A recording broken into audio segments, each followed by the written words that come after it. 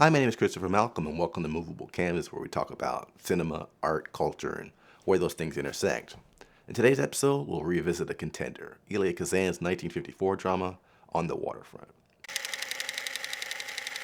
On the Waterfront is one of those films so legendary that people have been quoting it for years, even if they've never actually seen the film. I could have had class. I could have been a contender. I could have been somebody instead of a bum, which is what I am.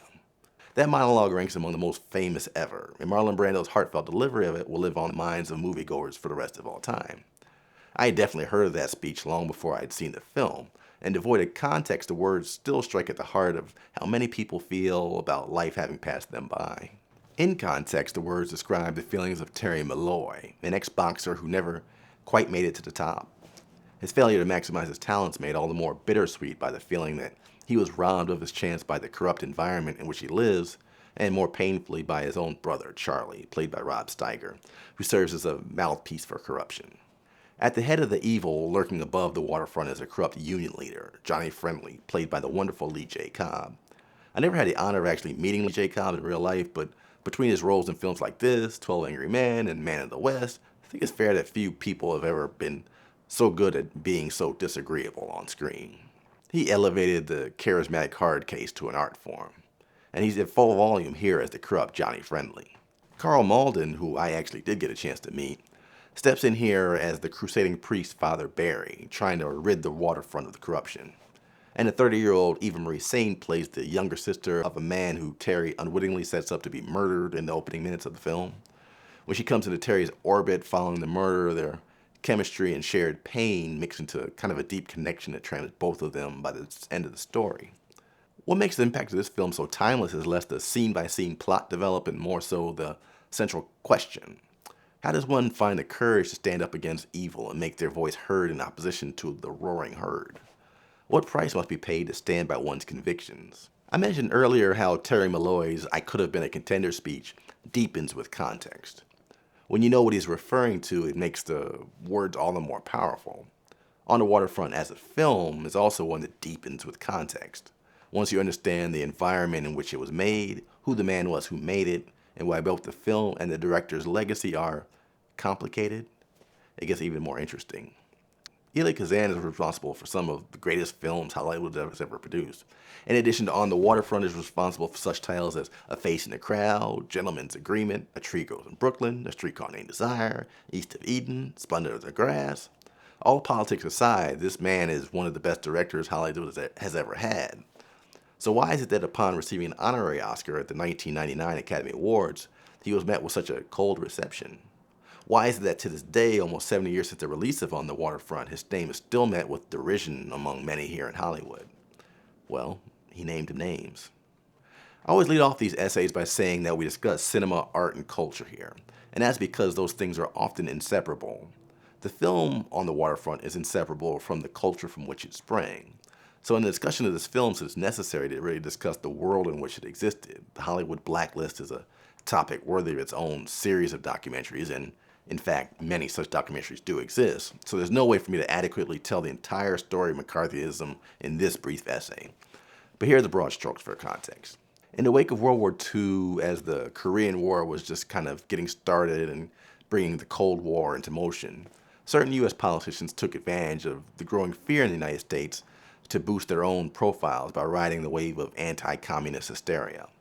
Many Americans were deathly afraid of the prospect of communism and, by extension, communists infiltrating America. Oddly enough, the idea of communism wasn't actually all that controversial in America in the years prior to and surrounding World War II. The US and Russia were actually on the same side by the end of that war. And as Hollywood had done in its job to support the war effort through films, there were even a number of pro-Russian films made during that time to support the war effort. Many Americans concerned about economic inequality in the country either joined or were at least not antagonistic towards causes that would soon be deemed communist and un-American. Once World War II had ended and the New World Order was starting to take shape, Russia went from a reluctant ally to our main adversary for world domination. As such, they became an obvious villain for U.S. politicians and an obvious boogeyman to show one's patriotism. Few took advantage of this opportunity as much as Senator Joseph McCarthy, who launched a series of hearings into supposed communist infiltration of America.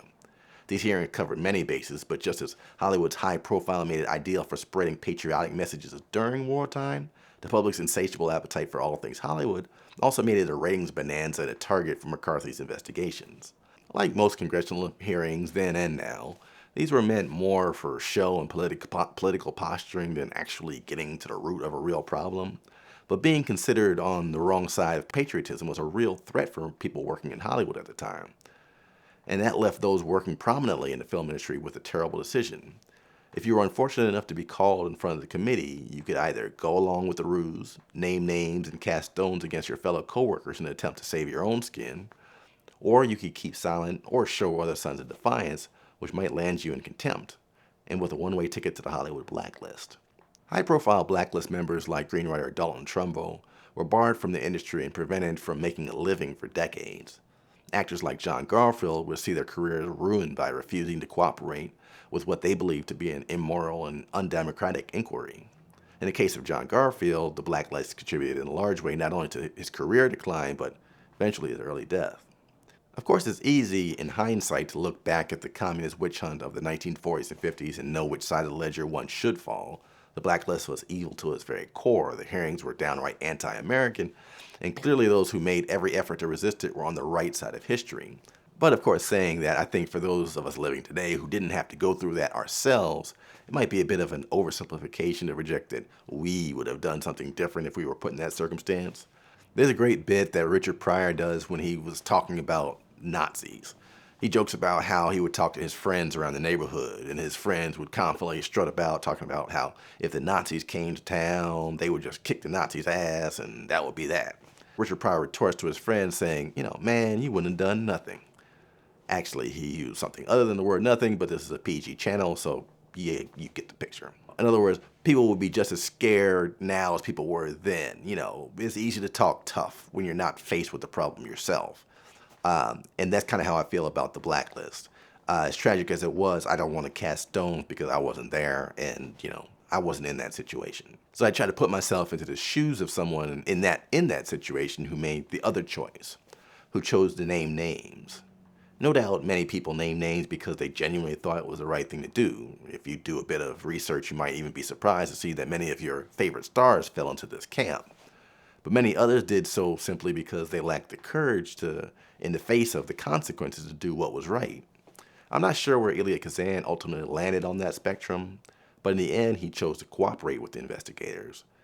Those investigations ruined the lives and careers of many, many people, which is why even now one cannot look at Kazan's work without holding that consideration in the back of your mind. Even more so with On the Waterfront. Made directly in the wake of his testimony, the film, a story about one man standing up to corruption, is a direct response to the criticism he received from within the industry following his testimony. It's the most direct evidence available of how Kazan saw his own role in the politics of the moment.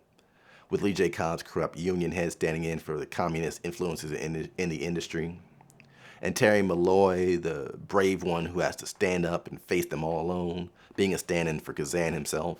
In other words, Kazan believed he was on the right side of the issue and that it was he, not those losing their employment and their livelihood because of the blacklist, that was being persecuted for his actions. As I said, I wasn't around at the time, so I don't feel as though it's 100% fair to cast stones to someone who lived in a very different time than my own.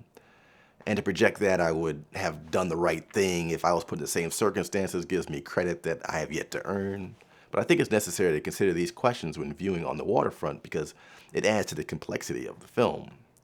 As presented in the film, the union on the docks is clearly in the grips of corruption.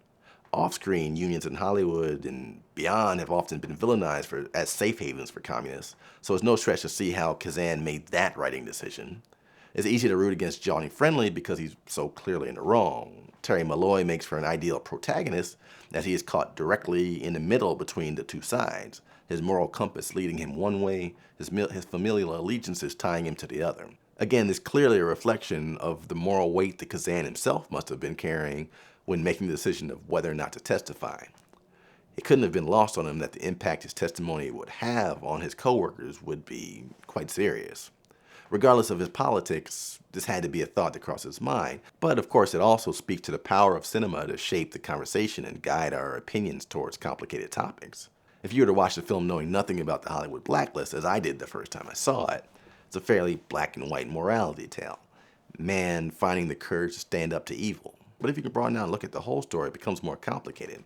You have to ask yourself if the bad guy is really the bad guy. Clearly Johnny Friendly is a bad guy, but someone like John Garfield, is he really deserving of such an awful fate? Garfield, who coincidentally co-starred in Kazan's 1947 Oscar-winning film Gentleman's Agreement alongside Gregory Peck. Who gets to decide who's the hero of a story and who's the villain? It's easy to make things clear-cut in a movie, but in real life it's far harder to always know if you're doing the right thing. Even if you can generate the massive amount of courage it takes to stand apart from the crowd, how do you know you're standing on the right side of the line? Even without the context, On the Waterfront is one of the greatest American films ever made. Brando is simply electric in the lead role, and one of Kazan's superpowers was being able to get honest and authentic performances out of his leads at a time where a more theatrical acting style was the norm. The taut storytelling, compliments of Bud Schulberg, brings the morality tale into clear view in an engaging and energetic way, and we feel every bit of the contradiction in Terry Malloy's heart. Of course, when we reflect on how that contradiction was also playing out in the heart of the film's creator, it simply makes the movie all the more powerful. Thanks for watching another episode of Movable Canvas. If you enjoy this type of discussion and these deep dives into movies and behind the movies, be sure to hit the like and subscribe button and be notified when the next video is available. And let me know what you thought of the film in the comments section. How does Kazan's off-screen life affect how you view the film, or does it? Where do you place the film among the greatest of Hollywood dramas? Is this your favorite Brando performance? And how does one ever really know if they're making a stand for the right thing? Can you even know until the passage of time? At any rate, until next time, thanks for watching and have a great day.